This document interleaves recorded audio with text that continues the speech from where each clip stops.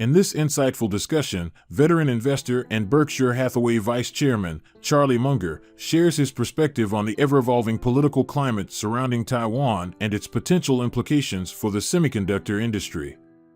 Munger delves into the intricate dynamics of the semiconductor business and reflects on the challenges and opportunities it presents.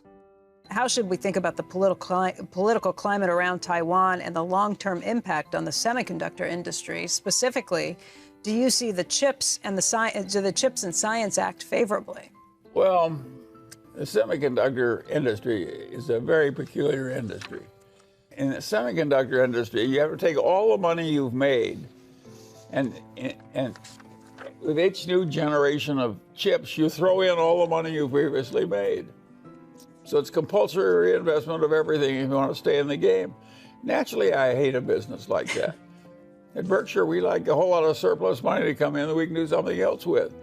And of course, now, if you're enough ahead of it, like Taiwan Semiconductor is, that may be a good buy at these prices. It's not at all clear to me that they're not going to succeed mightily. But it's a difficult, it's a business with enormous promise for the big winner. But it's a difficult business in requiring everybody to keep increasing the bets on and on with all the money. And so it's not perfect, that semiconductor business. Charlie Munger highlights the unique and challenging nature of the semiconductor industry. He emphasizes that staying competitive in this industry requires continuous and substantial investment in research and development, essentially reinvesting all the profits from previous generations of chips. While companies like Taiwan Semiconductor may succeed, it's a high-stakes game with significant uncertainty. Munger suggests that despite the potential for substantial returns, it's not a perfect business due to the constant need to increase bets in the form of investments.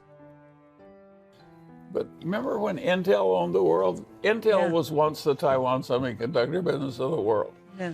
They invented the damn business, and they dominated it for decades. It's not clear to me that Intel's going to have a very decent semiconductor business, getting as far behind as they are now.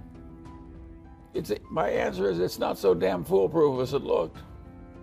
Even with the incentives to build plants here in the United States, like Intel is doing in Ohio? Well, of course, that will really help, but they're borrowing the money. There's no indication the government is going to forgive the loans or something. It's not like the recent loans to business where they said, we'll loan you the money, and then it was a way of, go keep the money. The government is not planning to do that with these new semiconductor loans. And so it's not a field where I feel I have a lot of expertise. What the hell do I know about semiconductors? Do you worry about any conditions that the government would put on companies that end up using any of that money, with semiconductors or anything else? Well, of course, all of that, it's deeply intertwined with government policies of both China and the United States. So I would rather have something that's more foolproof myself. But I do think Taiwan Semiconductor is the strongest semiconductor company on earth. So I'm a big admirer of what they've achieved. It's just incredible what they've achieved. Speaking of things you like better, And by the way, it may be a wonderful investment.